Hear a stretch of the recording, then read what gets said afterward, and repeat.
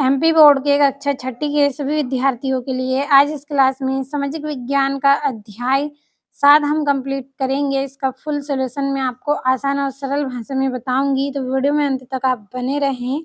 आपका जो अध्याय 7 है उसका नाम है भारत की सांस्कृतिक जड़ें, और इसका जो विषय है वो है हमारी सांस्कृतिक विरासत एवं ज्ञान परंपराएं। तो पहला प्रश्न सही विकल्प चुनकर लिखिए। पहला है वैदिक ऋचाओं की रचना की प्रारंभिक भाषा इनमें से थी, तो कौन सी भाषा थी? संस्कृत भाषा थी। दूसरा है विश्व के सबसे प्राचीन ग्रंथों में से एक है, तो कौन सा ग्रंथ है? वेद। कौन सा ग्रंथ आपका रहेगा? वेद रहेगा। आप चलिए तीसरा प्रश्न समझते हैं। प्रश्न आपका रहेगा व्यक्ति की चेतना में बाहा का आत्मबोध जगाने के उद्देश्य से अनेक विधियां विकसित की गई है, वह दर्शन कहलाता है, वह योग दर्शन कहलाता है। चौथा है गौतम बुद्ध की जन्म स्थली लुम्बिनी वर्तमान में कहाँ है? तो ये नेपाल में है। अगला आपका पांचवा रहेगा। इसमें पांचवा आपका जो प्रश्न है वो रहेगा ऐसा शांति चित व्यक्ति जो चेतना का उच्चतर स्तर प्राप्त करने के लिए कठोर अनुशासन का पालन करता है कहलाता है, तो सन्यासी कहलाता है। छठा है बुद्ध मत में अविद्या और मोह के कारण इनमें से उत्पन्न होता है, तो मानवीय दुख उत्पन्न होता है। तो समझ में अच्छे से आए होंगे आपको सही विकल्प। सातवां सही विकल्प आपका है इनमें से किस प्रदेश की अनेक जनजातियां दोनों पोली डोनी पोलो की पूजा करती हैं? तो अरुणाचल प्रदेश। आठवां है पूर्वोत्तर भारत में वैदिक शक्तियों के साथ सिंह बोगा की पूजा करने वाली जनजातियां हैं, तो कौन है? मुंडा और संस्थाल है, तो सी नंबर वाला आपका राइट रहेगा। नवा है कठोपनिषद में मृत्यु का देवता माना गया है, तो किसको माना गया है? यम को माना गया है, तो डी नंबर वाला आंसर आपका इसमें राइट रहेगा। आपका जो 10वां प्रश्न है इस अध्याय में जैन कथा अनुसार जब रोहिणी को पहचान लिया गया तब उसने स्वयं को किस रूप में बताया? तो साधारण शिक्षक के रूप में बताया, तो ए नंबर वाला आंसर सही है। दूसरा प्रश्न दिए गए शब्दों में से रिक्त स्थान चुनकर भरना है आपको। पहला है आपका सामान्य रूप से भावना या आदत के माध्यम से किसी व्यक्ति या वस्तु के साथ संबंध की स्थिति डेडेस कहलाती है, तो मोह कहलाती है। बी नंबर वाला है वैदिक ऋचाएं डेडेस क्षेत्र में रची गई हैं, तो ये सप्त सिंधु में रची गई हैं।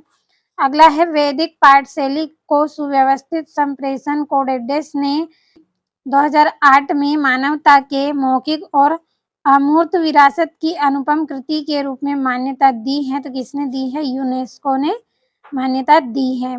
अगला आपका जो प्रश्न है बोध गया में एक पीपल के वृक्ष के नीचे कई दिनों तक ध्यान करने के बाद गौतम बुद्ध को डेडेस प्राप्त हुआ, तो इनको ज्ञान प्राप्त हुआ। और उपनिषद डेडेस संकल्पनाओं के आधार पर रचित हैं, तो वैदिक संकल्पनाओं के आधार पर रचित हैं। अगला है जैन मत के उपदेशों में अहिंसा, आतंकवाद और डेडेस शामिल है, तो अपरिग्रह शामिल है।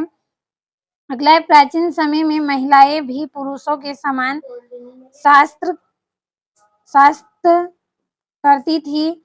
बृहदारण्यक उपनिषद में डेडेस मल्लिक महिला का उल्लेख है, तो किसका है?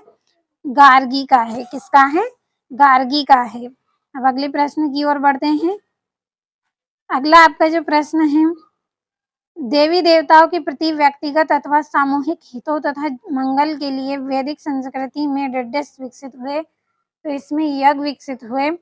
अगला है 6वीं और 10वीं शताब्दी के बीच पहाड़ों को काटकर गुफाएं डेडेस बनाई गई हैं, तो महाराष्ट्र में बनाई गई हैं। अगला है भारत के संविधान में डेडेस शब्द के लिए अंग्रेजी में ट्राइब और ट्राइबल कम्युनिटी का उपयोग किया गया है, तो किसका? जनजाति का उपयोग किया गया है। अब हम अति लघुत्तरी प्रश्न पढ़ेंगे। तो यूनेस्को का पूरा नाम लिखिए। तो संयुक्त राष्ट्र शैक्षिक वैज्ञानिक एवं सांस्कृतिक संगठन इसका पूरा नाम है। अगला आपका रहेगा इसमें भौतिक जगत ही एकमात्र सत्य है, मृत्यु के पश्चात जीवन का होना असंभव है, यह किसका मत है? तो यहाँ चार्वाक दर्शन का मत है। किसका है? चार्वाक दर्शन का मत है।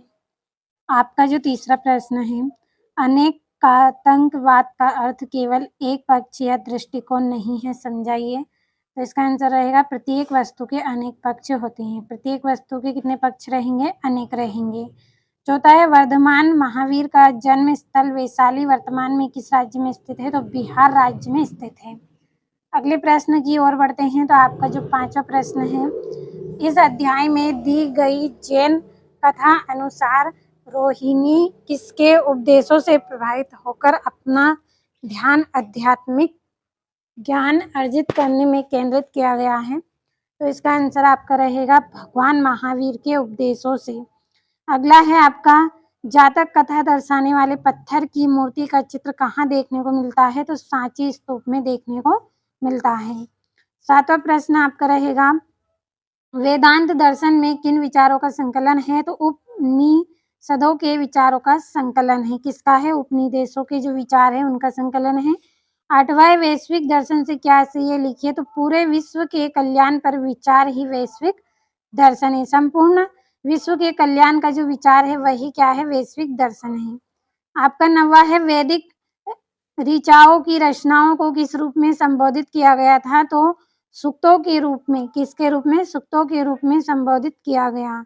10वां प्रश्न है आपका, श्वेत केतु और यथार्थ बोध का बीच कहानी में उद्दालक ऋषि का प्रमुख उपदेश क्या है? तो आत्मज्ञान ही सच्चा ज्ञान है। क्या है? जो आत्मा का जो ज्ञान है वही सच्चा ज्ञान है।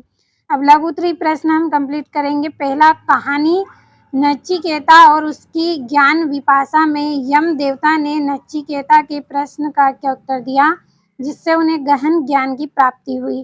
तो यमदेव ने आत्मा के अमर होने का ज्ञान दिया। क्या किया था? यमदेव ने आत्मा के अमर होने का ज्ञान दिया था। अगला आपका जो प्रश्न है, श्वेत केतु और यथार्थ बोध का बीच कहानी में उद्दालक ऋषि ने श्वेत केतु की परीक्षा क्यों ली? तो उसके ज्ञान की परीक्षा लेने के लिए, उसका जो ज्ञान, उसकी जो बुद्धि है उसकी परीक्षा लेने के लिए की। अगला आपका जो प्रश्न है, वैदिक ग्रंथों में कौन कौन से व्यवसायों का उल्लेख किया गया है? लिखिए। तो कृषि, पशुचालन, व्यापार और शिल्पकारी। क्या क्या? एक तो कृषि, पशुपालन, व्यापार और शिल्पकारी का उल्लेख किया। आपका जो अगला प्रश्न है, यूनेस्को ने वैदिक ऋचाओं को मानवता की मौखिक और अमूर्त विरासत की अनुपम कोटि के रूप में मान्यता क्यों दी थी? क्योंकि वे मानवता की अमूल्य सांस्कृतिक धरोहर है। क्यों की थी? क्योंकि वे मानवता की क्या है? अमूल्य सांस्कृतिक धरोहर है। आपका जो पांचवा प्रश्न है, भारतीय संस्कृति की उन शाखाओं के लिए शाखाओं को लिखिए जिनका संबंध आध्यात्मिक साधकों से है जो मानव शरीर तथा विश्व के बारे में समान विचार रखते हैं। तो जैन, बौद्ध और वैदिक परंपराएं। अगला आपका रहेगा, वेद शब्द का अर्थ लिखिए एवं वेदों के प्रकारों को लिखिए। तो वेद का अर्थ है ज्ञान। 4 वेद होते हैं, ऋग्वेद, यजुर्वेद, सामवेद और अथर्ववेद। ये 4 वेद हो गए हैं आपके। अगला जो प्रश्न, आरोग्यकर्ता से क्या सही है? लिखिए। तो रोगों का उपचार करने वाला व्यक्ति आरोग्यकर्ता कहलाता है। जो रोगों का उपचार करता है वो क्या कहलाता है? आरोग्यकर्ता कहलाता है। अगला, भारत की सांस्कृतिक जड़ें अध्याय में धर्म शब्द के स्थान पर मत प्रयोग क्यों किया गया है? क्योंकि मत अलग अलग विचारों और उपदेशों को बताता है। क्या करता है? मत अलग अलग उपदेश और जो विचार होते हैं उनको बताता है। 9वां है, पाठ में दी गई जैन कथा से क्या सीख मिलती है? तो हमें सत्य, अहिंसा और विनम्रता का पालन करना चाहिए, ये सीख हमें इससे मिलती है। अगला आपका जो प्रश्न है, तमिलनाडु के नीलगिरी पर्वत शिखर पवित्र क्यों बनाए गए हैं? क्योंकि वहां की जनजातियां उन्हें पवित्र मानकर पूजा करती है। क्यों माना गया है?